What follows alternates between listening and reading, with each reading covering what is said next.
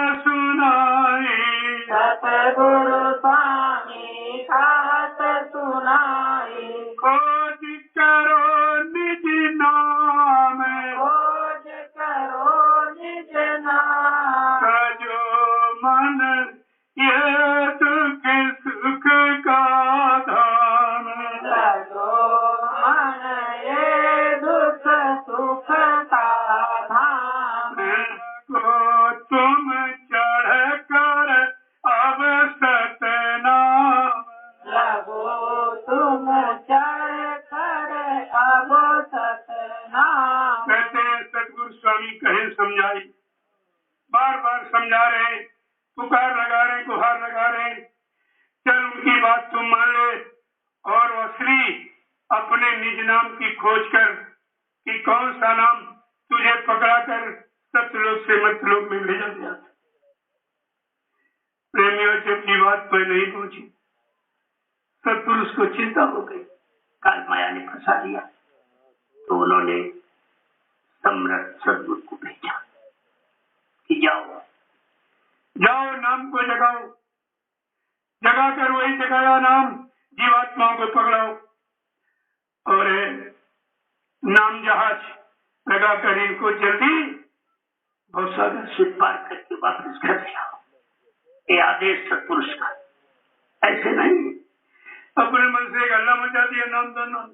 अरे जो सतपुरुष के हुक्म से आएगा, नाम को जगाएगा, नाम को सिद्ध करेगा, जगाया हुआ नाम जीवात्माओं को पकड़ाएगा, जीवात्मा जगाए नाम से जगेगी, सुनाए नाम से नहीं जगेगी। फिर अपने जगाए नाम को भवसागर पार करने का बेड़ा बनाएगा, फिर उसको जीवात्माओं को उसके घर पहुंचाएगा। ये है सतगुरु का काम। तुम्हें तो किसी का काम मालूम नहीं, कोई अल्लाह मचा दे उसी बात जाओगे, जो दूसरा अल्लाह मचा उधर चले जाओगे, तुम्हारा सारा जीवन इसी भागने दौड़े में चला जाएगा। कहते हैं खोज करो निज नाम। जब सतगुरु दयाल जीवात्माओं को लेने के लिए आए तो देखा मन की डोरी माया के हाथ में, बुद्धि की डोरी ब्रह्मा के हाथ में, चित्त की डोरी विष्णु भगवान के हाथ में, अहंकार की डोरी भगवान शिव के हाथ में और आत्माओं की डोरी निरंजन भगवान के हाथ में। अरे निरंजन खुद डोरी पकड़े जीवात्मा की, काल बराबर और किसने ब्रह्मा विष्णु महादेव को नहीं बख्शा, रामकृष्ण को नहीं बख्शा, 33 करोड़ देव देवता, 9 करोड़ दुर्गा, 10 करोड़ शंभु, किसी को नहीं बख्शा। अब जीवात्माओं के हाथ से आत्मा की डोरी छीनने की ताकत कौन रखता है? जो जीवात्माओं की डोरी काल भगवान के हाथ से छीनेगा वो नाम दान देगा। डोरी है काल के हाथ, तो नाम दान कैसे कोई दे सकता है? जो जीवात्मा को अपने हाथ में कवर कर लेगा तब उसको नाम दान देगा। इसलिए सर्वप्रथम सतगुरु दयाल ने क्या किया? सर्वप्रथम जीवात्माओं की डोरी काल निरंजन के हाथ से छीनकर अपने हाथ में लिया, तब हम सबको नामदान दिया। प्रेमीवाल से नामदान दिया, ऐसे नहीं जैसे आपका। अब आप सोचिए, काल निरंजन के हाथ से डोरी छीनना किसी इंसान की ताकत है? जब ब्रह्मा विष्णु महादेव उसके अधीन रहे, बहुत बलिष्ठ बलवान है। जब कबीर साहब आए और जीवों को जगाने लगे तो कहने अरे भाई ये तुम क्या कर रहे हो? मैंने सतपुरुष की अखंड तपस्या किया, उसने एवं मस्त करके हमको जीवात्माओं का भंडार दिया है, आप कैसे जगा के ले जाएंगे? अरे तुझे नहीं मालूम, जब एवं मस्त कहा था तब मालिक ने भी कहा था मेरा एक संत बोध, एक संत सूरत मृत्यु मंडल में आती जाती रहेगी और जीवात्माओं को जगा कर ले जाएगी, तुम्हारी कोई दखलंदाजी नहीं हो। हाँ ये तो कहा था। काल कह रहा कबीर साहब से ये बताओ तुम कैसे जगा के ले जाओगे? कबीर साहब ने कहा 5 नाम के द्वारा। काल बड़ी जोर से हंसा, अरे तुम्हारे 5 नाम की आशा और हमरे हैं 84 भाषा, हम 4 कर 84 लाख फसले की योनियां बनाई, तुम्हारे 5 नाम क्या करेंगे? कबीर साहब ने कहा, रे मूर्ख, तुझे नहीं मालूम तेरी सारी 84 मेरे एक नाम में सिमट जाएगी। पहला नाम निरंजन, काल भगवान का, ये उन्हीं की सृष्टि, ये सृष्टि उसी नाम में समझ आएगी। और 4 नाम विशेष पाएगी, ये नहीं मालूम है। काल कह रहा, अच्छा एक बात बताइए आप, हमने तो लोहिया जाल बनाई, लोहे से मजबूत 2 जाल मैंने बनाई, जिनको तुम्हारा साधक भी नहीं काट पाएगा। कबीर साहब ने धीरज से फुसला के पूछ लिया, अरे भाई वो तेरे कौन से जाल है? काल कह रहा, एक औरत का, एक दौलत का, ये जाल कोई नहीं तोड़ेगा और इनको लेने को कोई इनकार नहीं करेगा। लेकिन कबीर साहब ने नहीं बताया कि तुझे नहीं मालूम मेरे पास अभी 4 बैठे, वो ऐसे हैं जिनको देखकर काम क्रोध लोभ मोह छोड़ भागे मरो। तो कबीर साहब का जरा इससे पूछो निरंजन से, इसने ऐसा झूठा दरबारिया क्यों लगाया? निरंजन, तूने ये झूठा दरबार क्यों लगाया? क्या कहा कि निरंजन स्वामी कैसा तेरा दरबार, निरंजन स्वामी, के तेरे निरंजन भगवान तूने कैसा झूठा दरबार लगाया? क्या पूछ रहे कि बेस्या ओढ़े खासा मखमल गल मुतियन की माल, पति प्रता को खादी नहीं झूठे झूठे ग्रास आहार, निरंजन स्वामी कैसा तेरा दरबार। ये जो स्त्रियां वेश्यावृत्ति करती है, अपने पतियों को छोड़कर अन्य पतियों के पास जाती है, वो लोग उसको मोतियों की माला, रेशम की साड़ी पहनाते। ये बेचारी पति प्रथा मुश्किल से भोजन के लिए सूखा रोटी का टुकड़ा और पहनने के लिए मोटा खादी कपड़ा मुश्किल से पाती। कैसे तूने झूठा दरबार लगाया? आगे और पूछ रहे, क्या पूछ रहे कि पाखंडिन की जग में पूजा संत को कहे लवार, पाखंडिन की जग में पूजा संत को कहे लवार, विज्ञानी को परम ब्रह्म कहे ज्ञानी मूढ़ गवार, निरंजन स्वामी कैसे तेरा दरबार। निरंजन काल भगवान तुमने कैसा दरबार लगाया? ये देखिए, जो पाखंड करता है, बनावट करता है, दिखावट करता है, नाटक करता है, उसकी पूजा हो रही। जो सत्य देश से आया और जीवात्मा को सत्य देश पहुंचाने का सत्य वचन यानी सत्य रास्ता बता रहा, उसको लोग झूठ कहते, उसको झूठा कहते और पाखंडियों की पूजा करते। कैसा तूने ये देश बनाया है, कैसा तूने दरबार लगाया? आगे पूछ रहे हैं कि साच कहे जग मारन धावे झूठन कोई तवार, साच कहे जग मारन धावे और झूठे कोई तवार, कहे कबीर फकीर पुकारी ये उल्टा जग व्यवहार, निरंजन स्वामी कैसा तेरा दरबार। का जो सत्य बोल रहा है, सत्य देश से आया है, सत्य वचन उच्चारण कर रहा, जीवात्माओं को सत्य वचन देके जगा रहा और सत्य देश पहुंचाने का वादा कर रहा, उसको लोग मारने तोड़ रहे। तो सत्य को बोल रहा है, सच्चा राज क्यों खोल रहा? गुरु जिंदा है, मानने तोड़।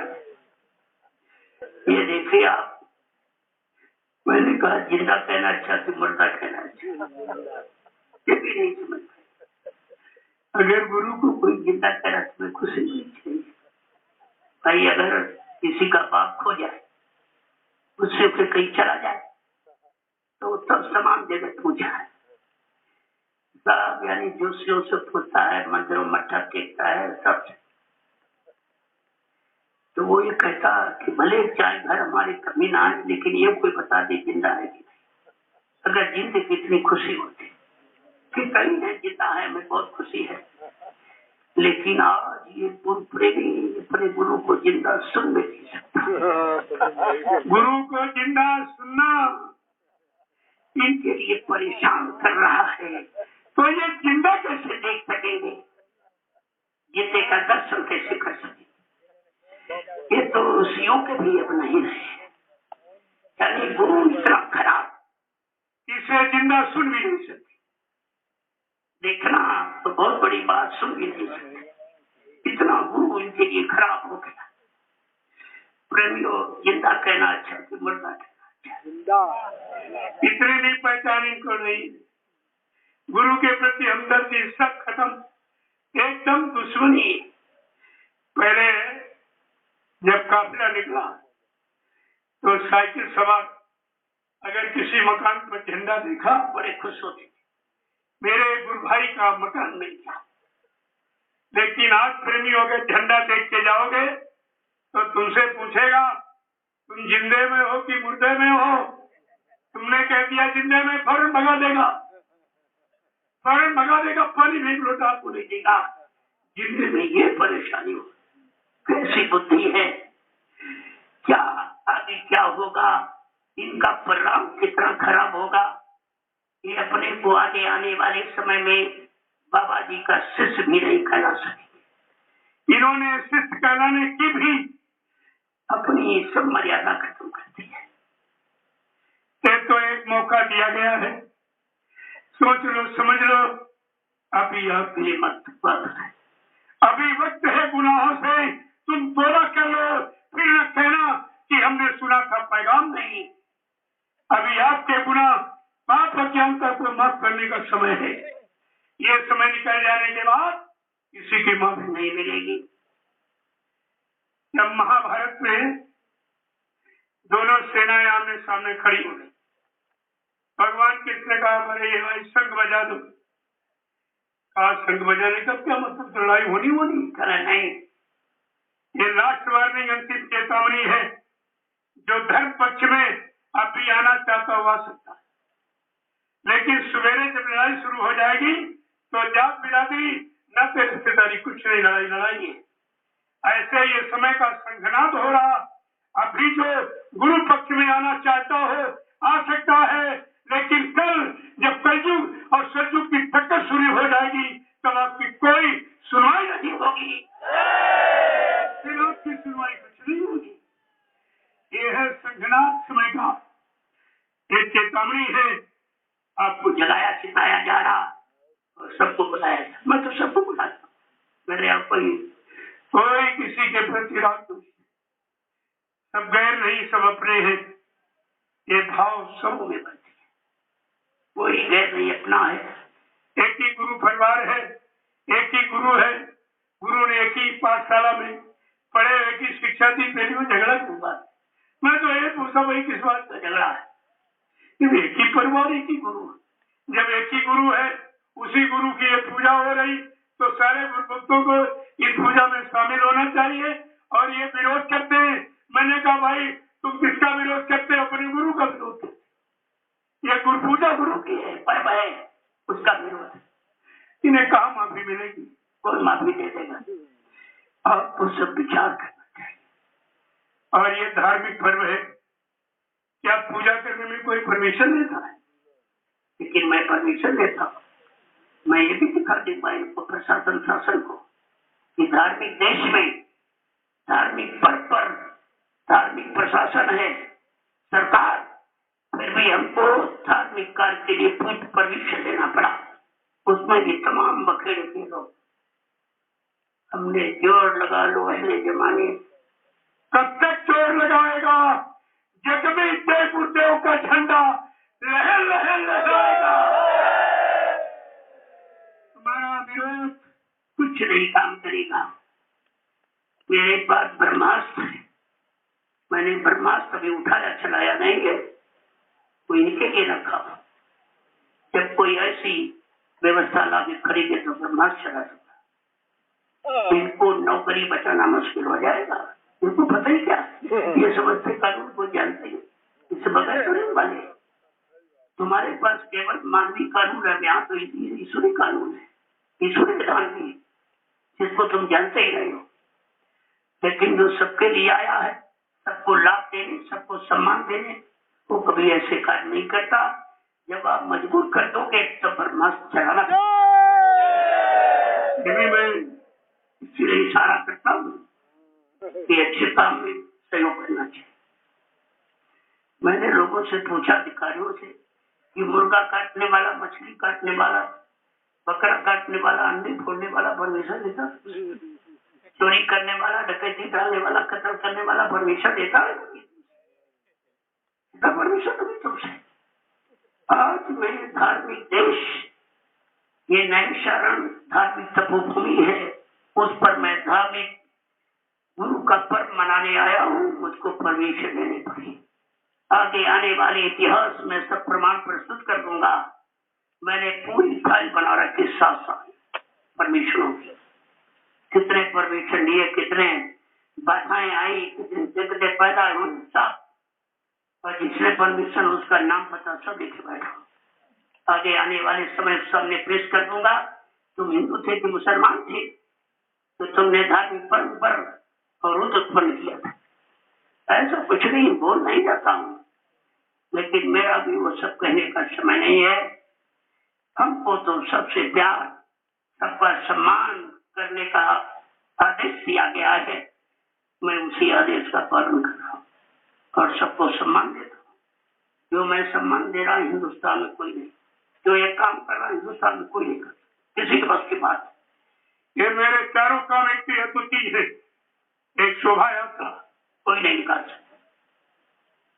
ये महिलाएं तो घर से नहीं निकलती, 10-10, 15-15 किलोमीटर पैदल चलती है, अपने सिर पर घड़ा और ज्योति चिराग। ये ज्योति जब महिलाएं लेके निकल पड़े अपने सिर पर, तब देश में धर्म की स्थापना का शुभारंभ हो जाएगा। क्यों है? अभी लोगों की समझो क्या हो रहा है, सब क्या हो रहा है। ये अनोखा काम। दूसरा, ये झंडा, हिंदुस्तान में कितने झंडे धार्मिक स्थलों पर लगे और राजनीतिक पार्टी बड़े सब झंडे दिए, लेकिन मैंने कहा कोई अपना झंडा गाड़ कर किसी बीमारी खत्म करा दे, एक भूत प्रेत उतार दे, मैं समझ तुम्हारे झंडे में कुछ है। ये झंडा देखिए, ये सारे झंडे फेंक कर एक दिन तुम्हारे जय गुरुदेव प्रभु नाम के झंडे के नीचे अगर ना आ जाए तो इस बाबा को बाबा मत कहना। ऐसा झंडा नहीं है, सबको सुख शांति देने वाला, सबको मतलब बीमारी और ये यानी मतलब प्राप्ति आपदाएं ये सब हटाने वाला और भूत प्रेतों से निजात दिलाने वाला। सारा विश्व एकदम दहला रहा। ये इंटरनेट से संदेश सारे देश में जा रहा।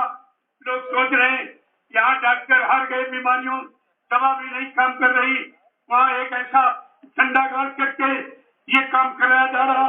ये तो दुनिया का अनोखा काम, न पहले कभी किसी युग में किसी ने झंडा गाड़ कर ये काम किया, न आज कोई झंडा गाड़ के काम न आगे कोई कर सकेगा। और तीसरा काम है ये कन्याओं को, जो आखिरी दिन जितने गांव आसपास गांव सब में जितनी कन्याएं हैं सबको बुलाऊंगा, निमंत्रण देकर उनको बरकत दूंगा और महाप्रसाद, जिससे इनके सतीत्व की रक्षा हो, इनके चरित्र की रक्षा हो। यही बेटियां आगे मां बनेगी, जिनसे थ्रू प्रहलाद जन्म ले धर्म की स्थापना हो जाएगी और सूरवीर चरित्रवान पैदा हो तो देश की स्थापना हो जाएगी, राज में नीति की स्थापना हो जाएगी। बहुत बड़े काम का शुभारंभ है, लेकिन किसी की समझ में नहीं आती। हमारी योजना किसी के दिमाग में भी नहीं सकता हो। और ग्राम वासियों को भोजन देकर उनको यहाँ भंडारे में महाप्रसाद बनाओ, इनको खाइए, तुम्हारी तमाम बीमारी चली जाए। लोगों की समझ में आ जाएगा, क्योंकि लोगों ने ये महात्मा को भिखारी मान रखा कि महात्मा निमंत्रण खाने जाता, दान दक्षिणा धोती रोटी लंगोटी मांगता है। ये कैसा महात्मा जंगल में आया जो सारे ग्रामवासियों को निमंत्रण देता है, दक्षिणा देता है, लेता नहीं है। मैं महात्मा की पहचान कराऊंगा, महात्मा की परिभाषा बता दूंगा कि महान आत्माएं कौन, जो देश दुनिया के सुधार के लिए और जीवात्माओं के उद्धार के लिए आती हैं, वो कभी भिखारी बन के नहीं आती।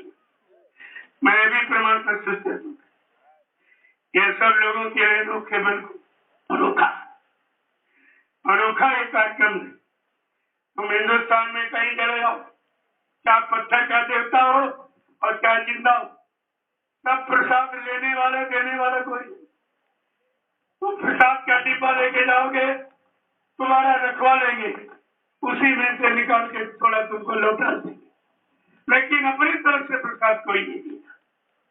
और यहाँ 10 क्विंटल लड्डू बचा काफले में, 10 क्विंटल फल बचा। देख कर लोग आश्चर्य रह गए, ये प्रसाद। हमने कहा जो प्रसाद जानता है, प्रसाद बनाना जानता है, प्रसाद से लाभ कराना जानता है, वही प्रसाद देता है। ये सबको प्रसाद देने का अधिकार भी तो नहीं है। यहाँ सब लेने वाले देने वाले, तुम कहीं चले जाओ हिंदुस्तान, ये नैमिष में चले जाओ, सब लेने वाले बैठे तो देने वाले। अरे लेने के बाद देना भी तो सीखो कर, लेकर कितना खर्चा ला दोगे, कितने जन्म लेने पड़ेंगे। अभी बैल घोड़ा खच्चर गधा बनकर ये सब कर्जा वापिस करना पड़ेगा, या कोई बच नहीं सकता। इसलिए आपको ऐसा विचार करना चाहिए। जय गुरुदेव, जय गुरुदेव, जय गुरुदेव, जय गुरुदेव। नाम किसका, जय गुरुदेव। नाम किसका, प्रभु का प्यारा नाम। सब लोग खड़े हो जाओ, खड़े हो जाओ।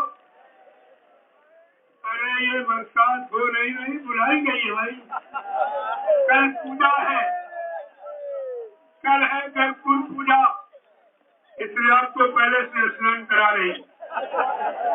आप स्नान कर लो, ये शुद्ध जल, इसमें कोई प्रदूषण नहीं है। शुद्ध जल, पूजा के लिए शुद्ध जल चाहिए, इसलिए देखो धूप भी है और पानी भी।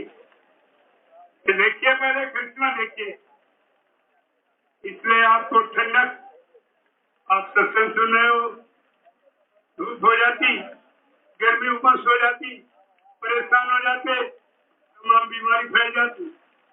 इसलिए इन दिनों में वर्षा, ये अमृत की बरसात। अरे आते छाते मत लगाओ, भीग लो, ये अमृत बढ़ने दो शरीर पर, तमाम गंदगी निकल जाएगी। और ऐसी तुम्हारी एक तपस्या है, ये तपस्या ही आप कर रहे हैं। जल में, धूप में, इसमें उसमें, थोड़ा मोड़ा इधर उधर, आपसे परिश्रम परिश्रम करा के तपस्या का कोर्स पूरा करेंगे, क्योंकि बिना तपस्या के इस मृत्यु लोक में कोई चीज मिलने का अधिकार नहीं है। इसलिए संत महापुरुष छोटी मोटी, कहीं धूप में खड़ा करा दिया, कहीं पानी में भिगो दिया, कहीं पसीने में थर हो गए, कहीं थोड़ी भूख में थोड़ा प्यास बर्दाश्त कर लिया। ये छोटी मोटी परीक्षा में तुम्हारा काम हो जाएगा। वो बड़ी बड़ी परीक्षा जो जंगलों में होती थी, तपस्या और राजपाट धनदौलत पाने के लिए, तुम्हारी ये छोटी तपस्या जीवात्मा जगाने, परमात्मा से मिलने की है। ये परमात्मा मिलाने वाली तपस्या है। ये छाती होती मत लगाना करो, इस पर अमृत की बूंद पड़ने दो, गंदगी हटे लो, इसको भीग जाने दो। ये अगर अमृत जैसे भीग जाएगी ऊपर और बाहर, और गुरु के और सत्संग जल से भीग जाएगी, ये दोनों तरफ का गंदगी समाप्त हो जाएगी। आप इस बात को समझते गुरु, आता छत्ता मतलब है गुरु। ये देखिए, तो तुम्हारा, तुम लाभ से अलग हट रहे हो, बच्ची थोड़ा, अरे ऐसा करता थोड़ी देखो, ये तुम्हारी परीक्षा लेने चली और तुमको डिगा दिया, ये झटका लगा लिया। मुखिया जी वो ठीक है, उनकी तबीयत खंडित हो गई। आपको सोचना चाहिए, रोज बताया जाता है, क्योंकि अब सत्संग का समय हो गया है। तब ये पानी बूंद आई, 3 घंटे के लिए पूरा विराम था इसका, तो पूरा हो गया। जय गुरुदेव, जय गुरुदेव, जय गुरुदेव, जय गुरुदेव नाम किसका, जय गुरुदेव नाम किसका, प्रभु का प्यारा नाम,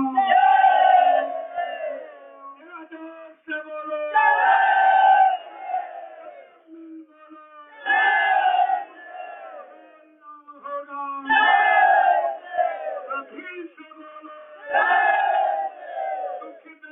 हरेंगे, सभी कष्ट हरेंगे, सुख शांति भी देंगे। आपके दासों, आपके मालिक, प्रेम से बोलो, ये नाम नहीं शान का, ये काम नहीं शान का।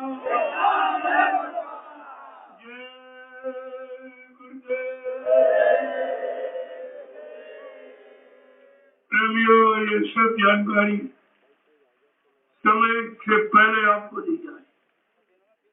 जो आने वाला समय बहुत खराब है।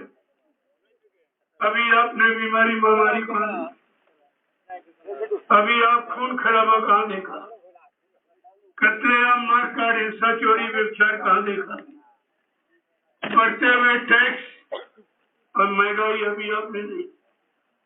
जो आगे आने वाले समय, उस समय तुम्हारा दर्द, मुसीबत न कोई देखने वाला, नहीं कुछ सुनने वाला, न कोई नफा नफा करने वाला होगा। उस समय आपको ये सत्संग बच्चे याद आएंगे। इसलिए इसको आप नोट कर लीजिए। जो जो कहा जाए, बताया जाए, उसको नोट करते जाओ। आगे आने वाले समय में सब काम आएगा आपके। या कोई बात ऐसी नहीं बताई जाए जो आपके सामने आने वाली। अरे जो आने वाली उसी को कहूंगा, जो ना है उसको क्यों कहूंगा? जो कभी आएगा ना उसकी बात क्यों कहूंगा? ऐसी यहाँ कोई चर्चा नहीं होती। लेकिन जो समय तुमको दिखाई नहीं दे रहा, इसीलिए आप समझते हो ऐसा कैसे होगा। अरे ऐसा ही होगा, जो कहा जा रहा वही होगा, और सब तुम्हारे सामने होगा। लेकिन जितने लोग खड़े हो, इसमें तमाम लोग शरीर से चले जुए थे। वो ये दोबारा सत्संग नहीं सुन सके, उनको ये दृश्य देखने को नहीं मिलेगा। इसलिए आप इसे समझ लो, समय से ले लो और लेकर अपना जीवन धन्य बना लो। अगर सत्संग में किसी का शरीर छूट जाए, बड़ा भाग्यशाली, बिना भजन किए ही चला गया। सत्संग में आ रहा हो, कोई एक्सीडेंट हो गया, हाथ पैर टूट गया, तुम लोग तमाम जन्मों का कर्जा उतर गया। अगर जान चली गई तो एक ही जन्म में पार हो गया। लेकिन तुम इसे बुरे कहोगे, सत्संग में आ रहा मर क्यों गया, टांगी टूट गई है, क्यों हो गया वो? जब सत्संग में ऐसी घटना हो जाती तो तुमको जान से बचाया जाए, जान से बचाया जाएगा, शरीर टूट ठीक हो जाएगा, लेकिन जीवात्मा निकलने से नहीं आएगा। क्योंकि काम इसी शरीर से जीवात्मा का लेना है। इसलिए धन की हानि करा दी जाए, शरीर की हानि हो जाए, लेकिन जान नहीं जाने दी जाएगी। क्योंकि भजन पर कैसे करोगे? है तो तुम्हारा भोगी बहुत जालिम बुरे कर्म करके है, लेकिन वो दिखाई आपको नहीं देता, फिर भी बहुत कम कर दिया जाता है।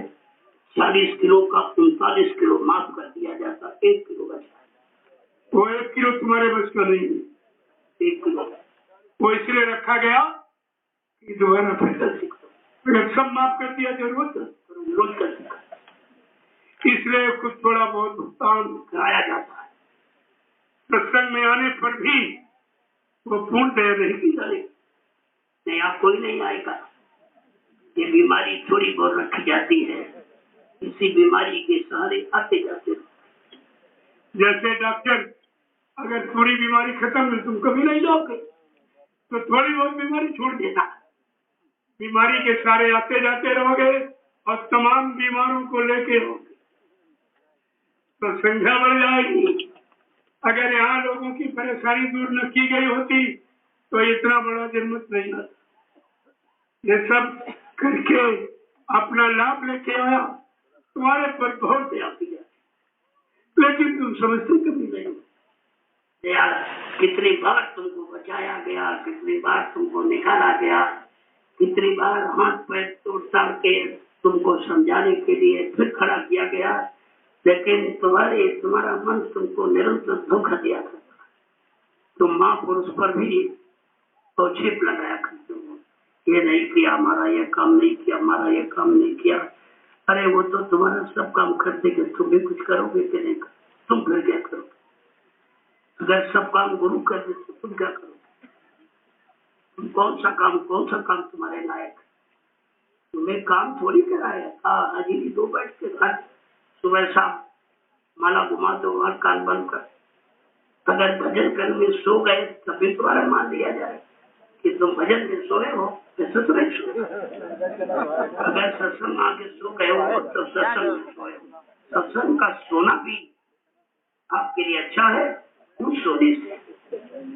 इसमें कभी निराश मत हुआ कर। जिसने काम का वादा किया है वो तो काम करके ही क्यों काम कर सकता है, इसके बस का क्या? तुमने क्या कभी भजन किया? तमाम लोग कहते भजन नहीं बन, मैं क्या इसके पहले कभी बनता था? कभी तुमने भजन किया था? जिंदगी जानते थे तुम कभी भजन क्या होता? तो तुम केवल आदेश के पालन करो तो ही तुम्हारा काम होता है। तुम वो भी नहीं करते, अपना आदेश लगाने लगते अपनी बातें।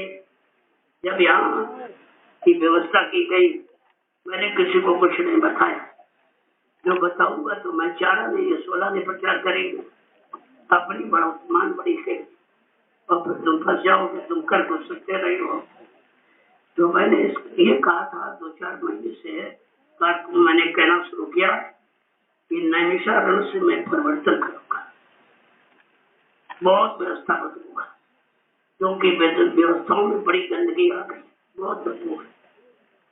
तुम लोग बजाय बनने के बिगड़ रहे हो तो तुम्हारा यहाँ आने से मतलब क्या दिखा? इसलिए मैं परिवर्तन करूंगा, तुमको सुधरने के लिए थोड़ा मौका दूंगा, थोड़ा हट जाइए, जब मन ठीक हो जाए फिर आ जाना। इस दरबार से बुलाया नहीं जाता, ना तो बुलाएगा तो सबको, लेकिन जब तुम आए और खराब हो रहे हो तो तुमको सुधरने का मौका दिया जाता है कि कुछ दिन तुम अब थोड़ा आराम करो, भजन करो, जब तुम्हारा मन ठीक हो जाए फिर आ जाना। यहाँ भगाने काम नहीं। तो धीरे धीरे धीरे धीरे जब पहले कहा तो उसी में तमाम सुधर गए कि अब कुछ होने वाला है। हम लोग होने नहीं वाला है, जिससे तुम बिगड़ रहे हो वो ठीक करने वाला है, तुम्हें ठीक किया जाएगा। सत्संग में तमाम चोरियां थी, कोई अन्न की चोरी, कोई चावल दाल की चोरी, कोई तेल की चोरी, सब करते थे। मैंने कहा भाई मैं तुम्हारा सब देख रहा हूँ जो तुम चोरी कर रहे हो, ये बंद कर। अब प्रेमी तो अच्छा देता है, पाक साफ करके बढ़िया चावल देखा अपने घर में रख लिया। अब अरहर कहीं पैदा नहीं होता, बहुत कम देश पैदा होता। अरहर की दाल बहुत लोग देते हैं लेकिन भंडारों में कहीं नहीं, वो अपने घर में। तुमने कहा क्यों प्राप्त कर रहे हो? ये तुम अपने घर में रख रहे हो, तुम्हारे लिए बीमारी हो जाएगी। कि वही बात है कि मानना बड़ा कठिन है। अगर मन मान जाए तब तो काम बन जाए आपका, ये मन तुमको मानने नहीं देता। अब सरसों का तेल, सरसों का मिर्ची नहीं है, प्रेमियों ने कहा सरसों का तेल दिया तो अपने घर में रिफाइंड लाके दे दिया भंडारे में। ये सब तुम क्यों करते हो? इससे तुम्हें कोई लाभ नहीं मिलेगा, तुम्हारा नुकसान। प्रेमियों ने जिस काम के लिए दिया तुमने दिया भी नहीं, और जिसने दिया वो भी तूने उसका लगाया नहीं तो अपराध कर दिया। तो कई जगह भंडारों में लोगों ने कहा कि वो सब अनाज खत्म हो गया ये, तो मैंने उनको गिनती से बताया कि 124 बोरी तुमने जो चुरा के रखी उसको ले आओ। भंडारे में नहीं कभी है 124 बोरी। आज तो हमको याद है जिसने किया था, आए वो यहाँ खड़े, लेकिन उनका अपमान हो जाएगा तो नाम नहीं बताऊंगा। लेकिन मैंने कहा 124 बोरी जो तुमने चुरा के रखी बस को ले आए, कभी तुम्हारे मन की कहने का मतलब जब सब बता दिया जाता तो कभी ये मत सोचो जो काम कराता वो सब आगा पीछा भी जाता। सब जानता है यहाँ जिन लोगों ने व्यवस्था आगे आके मैं देखा था बोले सरकार ये हो जाओ, अच्छा अगर जान तो करो भाई, ऐसा हो जाए ऐसा हो जाए, ये नक्शा वो नक्शा, बहुत अच्छा ठीक है। लेकिन मैंने भीमेश्वर में कहा कि नक्शा तुम धूप देख के बना कि बरसात देख, क्योंकि धूप से कड़ी जब नक्शा बनाने आए थे बहुत कड़ी धूप थी, बड़ी उमस थी। 1 महीने में यही रहा, अगर 1 महीने पहले यहाँ पे यहाँ कुछ सब जंगल का जहाँ बैठे आपको देखने वाली वो जगह नहीं थी, सब जंगल था।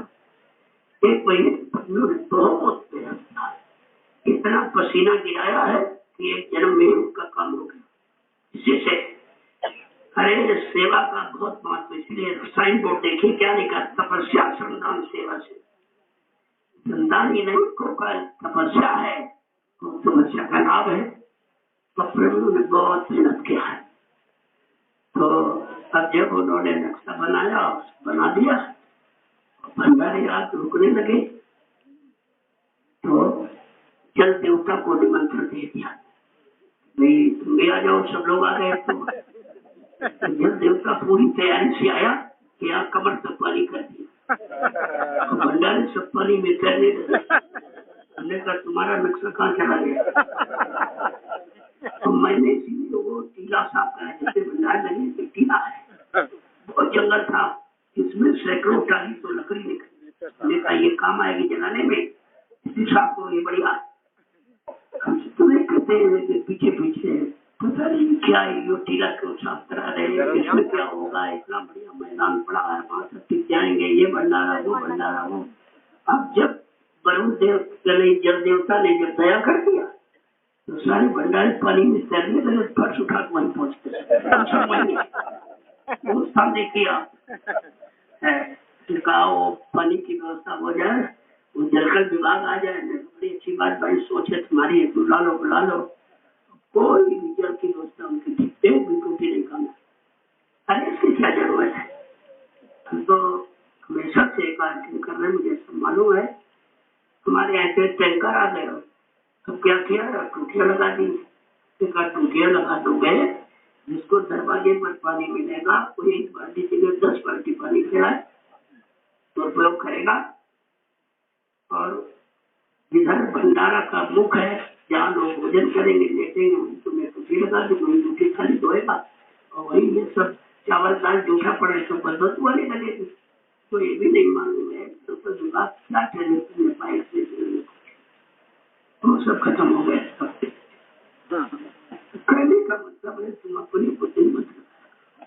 कितनी बार का एक परिवर्तन का वक्त है, तुम्हारे द्वारा कुछ आगे 1 मिनट में व्यवस्था बदल दूंगा और तुम्हारी बुद्धि ठीक।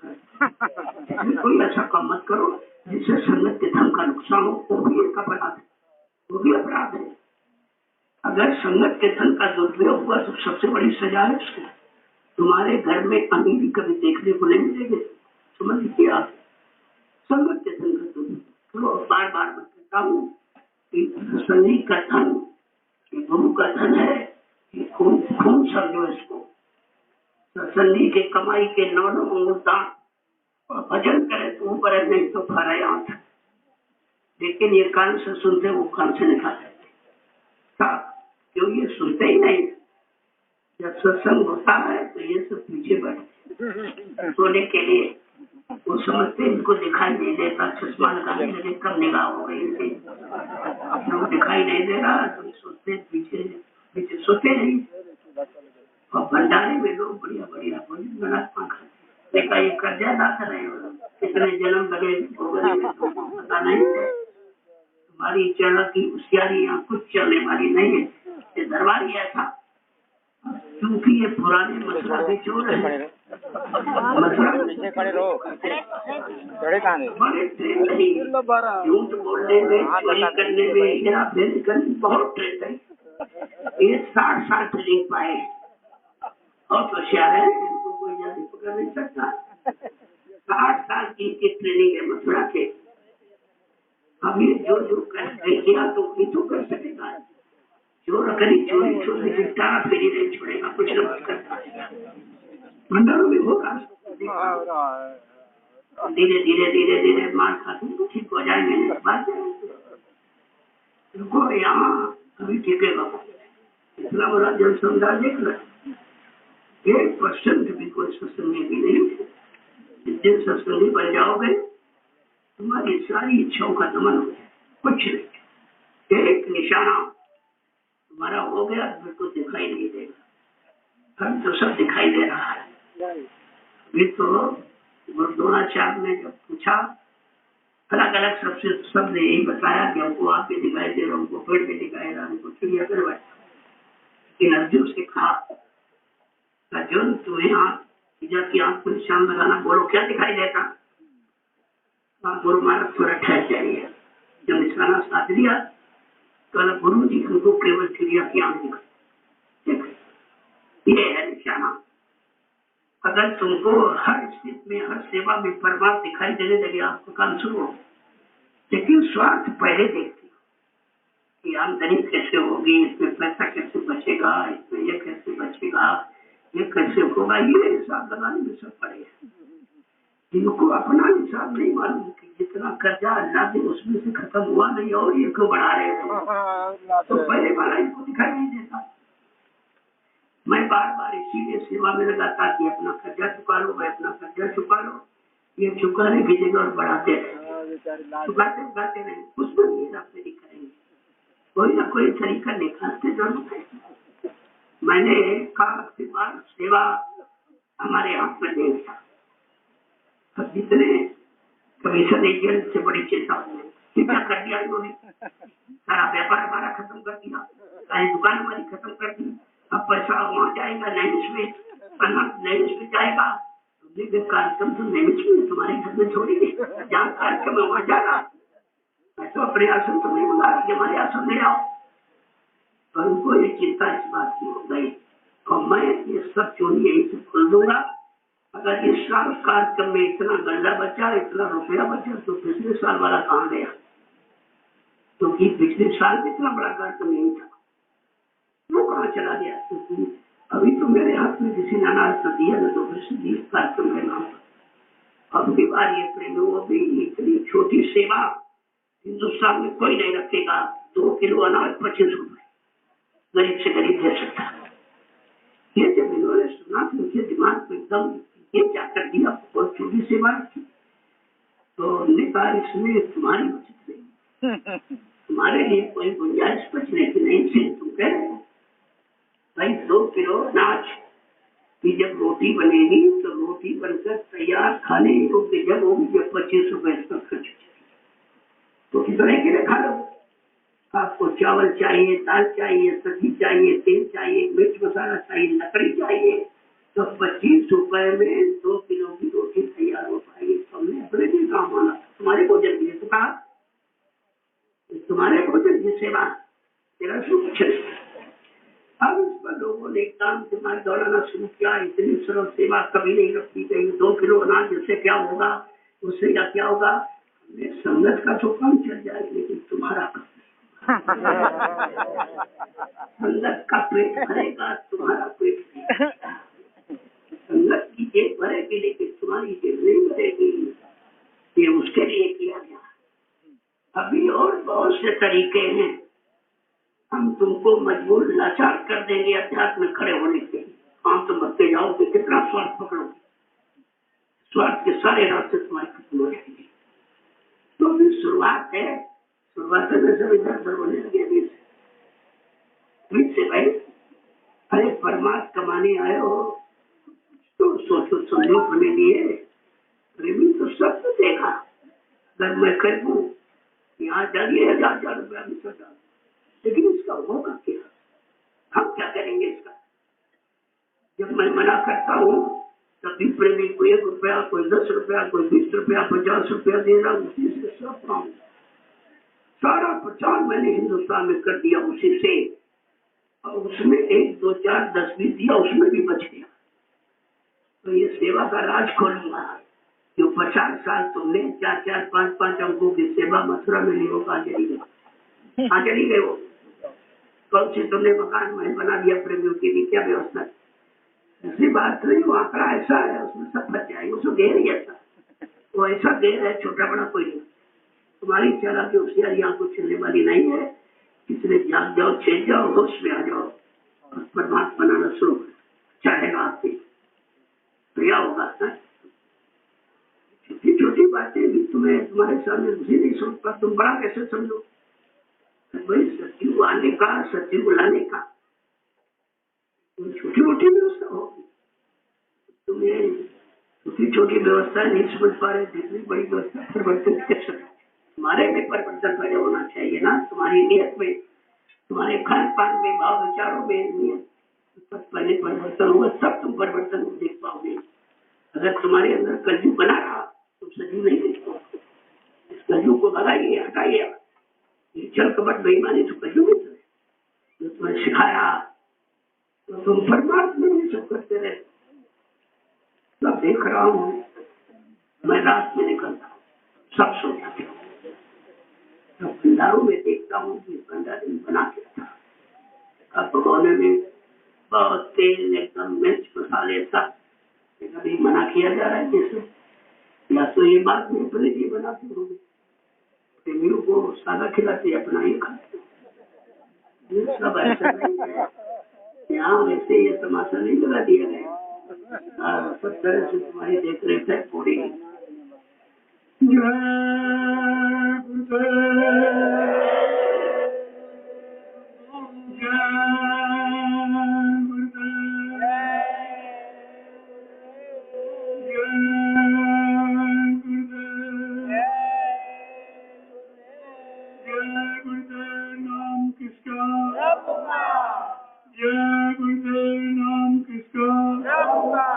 प्रभु का प्यारा नाम,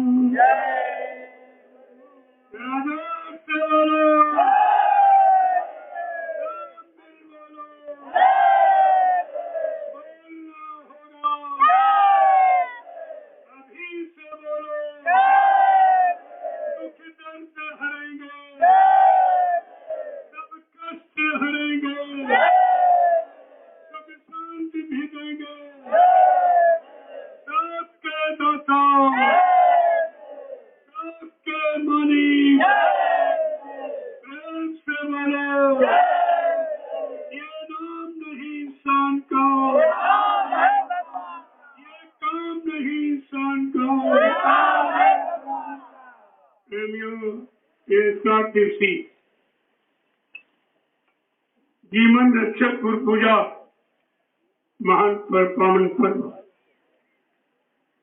जिसका आज चौथा दिन है। अभी 3 दिन बाकी रहे, कल गुरु पूजा, कल सब लोग 4 बजे स्नान करेंगे और पूजा की लाइन, एक लाइन में माना खड़े हो जाते, जब पूजा शुरू हो जाएगी इसके बाद प्रार्थना पाठ, सब प्रेमी अपने अपने गुनाहों की माफी, अपनी आध्यात्मिक तरक्की हासिल के लिए मन से प्रार्थना करें। प्रार्थना ऐसी करो जिसमें तुम्हारे अंदर से विनय निकला। गाना बजाने से कोई काम नहीं होता है। जब प्रार्थना निर्मल का बल है, आंतरिक हृदय की पुकार, जब विनय और तड़प उठती है तो अपने आप अश्रुधारा वो निकाल के ले आता, विनय आंसुओं की धारा अंदर से निकाल के ले आता। वो महत्वपूर्ण है। यही विरह का आंसू मीरा ने गिराया, सहजो ने गिराया, कबीर, पलटू, रविदास जितने भी आए सबने आंसू गिराया। क्यों? हंसी हंस कर तेरे पायो जिन पायो तिन रोए, आंखें खेले क्यों मिले तो कौन सुहागल होए, बिन रोए नहीं पाइयो साहब का दीदार, बिना विरह का आंसू गिराए मालिक नहीं मिल पाए। तो इसलिए वो चीज कहो जो तुम्हारे अंदर को छू के निकले। और ऐसी जो काम किया लोगों ने, सभी ये सब लाभकारी है, लेकिन लाभ का तरीका अगर स्वास्थ्य मनोरंजन में हो जाएगा तो लाभ नहीं। इसलिए अब मैं आपसे आज मैं दूसरा तरीका अपनाना चाहता हूँ आपसे मिलने का। मैं मंच पर नहीं बैठूंगा, ये जो रथ यात्रा वाला रथ है इस पे बैठूंगा, क्योंकि आपका सोने कल 3 बजे रात न सोने का समय न भोजन का समय, इन को भी तकलीफ होती है। तो सोचता हूँ कि आप बुलाई से खड़े हो जाओ तो 2 घंटे में सबसे केवल 2 घंटे लगेगा, सबसे सबके पास पहुंच जाऊंगा। आप इकाई आए अपनी जगह से तुम्हें कहीं नहीं जाना, मैं खुद चल के आपको नहीं चलना और समय कम लगेगा, क्योंकि रास्ते में भोजन सोने का समय खराब होता तो शरीर रोगी बन जाता।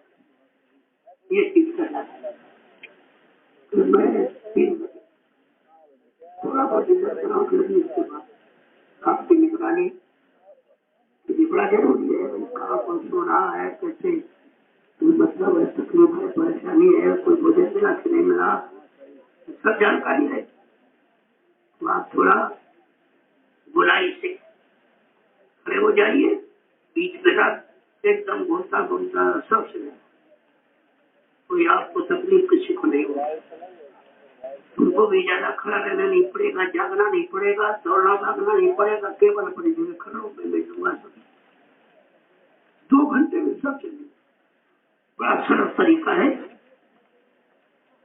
क्योंकि आप देखो 4 घंटे यहाँ बैठता हूँ, 4 घंटे से कम में पहुंचते हैं। अगर रात का तो बैठे रहो तो मैं 24 घंटे आपको सुनता रहूंगा। संदेश ऐसा है, संदेश का इधर उधर का नहीं है, ये तो कभी सुनने वाला थकेगा ही। 4 घंटे कोई बैठ सकता, 4 घंटे आप बैठे रहो, निकल गए समय और 2 घंटे में आपसे मिलूंगा। तो आपका समय भोजन का सही, क्योंकि जब तुम 3 बजे यहाँ से जाओगे तो भंडारे बंद हो जाए, भोजन गया, नींद गई, सब कुछ नहीं बचा। तो ऐसा कोई कम न हो, क्योंकि कल सब लोगों ने दर्शन किया है, इसलिए मैं 7 बजे बैठ गया था, तो 2:30 बजे उठा। सोचिए एक आसन पर 8-9 घंटे बैठना, अरे देखिए तो 8 मास का शरीर है, इसको थोड़े बहुत आराम चाहिए, उम्र काफी है, उसके अनुसार तो कुछ न कुछ चाहिए। तो मैं आपकी परेशानी दूर करूं और अपनी भी, अगर दोनों की परेशानी दूर हो जाए, ऐसा कोई रिजल्ट बीच में निकल आए तो यात्रा वाला सत्य रथ यात्रा रथ के द्वारा भी होगा, समय टाइम नहीं लगेगा। जय गुरुदेव। जब तक आप लोग ये व्यवस्था बनाओ तब तक से मन से मिले नहीं, तो 2-4 हजार आदमी तो भी नहीं बढ़ जाएंगे मन से ही। जब तक आप खड़े हो गए, व्यवस्था बनेगी, तो मैं अब एकावन से प्रारंभ कर दूंगा तो तुरंत रथ पर बैठ कर सब सुनो। जय गुरुदेव। जय गुरुदेव नाम किसका, जय गुरुदेव नाम किसका, प्रभु का प्यारा नाम, सतयुग को लाएंगे,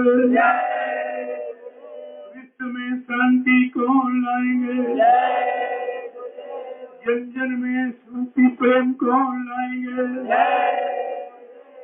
जय गुरुदेव। अब आप सबके दर्शन के लिए जब तक ये व्यवस्था बन रही है तब तो वहीं मत बैठ कर कुछ लोगों से मिल लूंगा। जब व्यवस्था बन जाएगी सब लोग लाइन गोलाई से खड़े जाओ, ऐसे रख चलता चलता चलता सबके पास पहुंच जाओ। आपको जाने की जरूरत नहीं, ज्यादा देर आपको खड़े रहने की जरूरत नहीं है। आपको इधर उधर भटकनी, लेकिन एक लाइन में खड़े हो गए तो सबके सिर पे हाथ। अब तुम झुंड लगा तो आज खिड़की में इतनी जगह थोड़ी की तस्वीर डाल, तभी गड़बड़ हो जाता। मालूम कहते हमें दर्शन नहीं हुआ, हमारे सिर पे हाथ नहीं पड़ा, ये हुआ वो। अरे जब मैं खुद ही आ रहा हूँ, आपको जाना नहीं, अपनी जगह खड़े लाइन में अपनी जगह खड़े हो जाए। अभी घूम करके रात से मिल लूंगा तो 1 घंटे, ये 7 घंटे का समय 2 घंटे। तुम्हारा भोजन का समय बढ़िया, सोने का समय बढ़िया, सुबह जगने का समय, क्योंकि सुबह 4 बजे पहले आपसे लाइन में लग जाओगे। जब पहले लगोगे तभी तो दर्शन कर पाओगे। वो तो मुहूर्त है 5:45 बजेगा, 5 बजे नदी पूजा करूंगा, मैं पहुंच जाऊंगा और इसके बाद हम लोग शुरू कर देंगे। अच्छा रहेगा और लोग प्रेमी प्रार्थना शुरुआत रखेंगे अपनी अपनी, और पूजा एक लाइन में महिला के पुरुष बराबर आप लोग चलते रहिए। आइए अनुशासन का परिचय दे दो कि हम लोग पूजा करने आए हैं। पूजा किस प्रेम और श्रद्धा में की जाती है और कितने अनुशासन में, ये आपको दिखाना है। क्योंकि लोग पूजा करते हैं जड़ और तुम्हारी पूजा चेतन। गुरु चेतन है, बाकी सचल है। तो चेतन पूजा कैसे की जाती ताकि सब लोग चेतन पूजा में लग जाए, जड़ पूजा से बचा रहे। बहुत जन्म निकल गए, कुछ नहीं मिला, उनको भी कोई लाभ मिल रहा है। जब आप किसी को लाभ देने निकले हैं, किसी को सच्ची पूजा का परिचय देने तरीका बताने निकले, तो पहले आपको अनुशासित और बड़े शांति ढंग में रहना चाहिए, तभी लोग आपका अनुसरण करेंगे। जय गुरुदेव।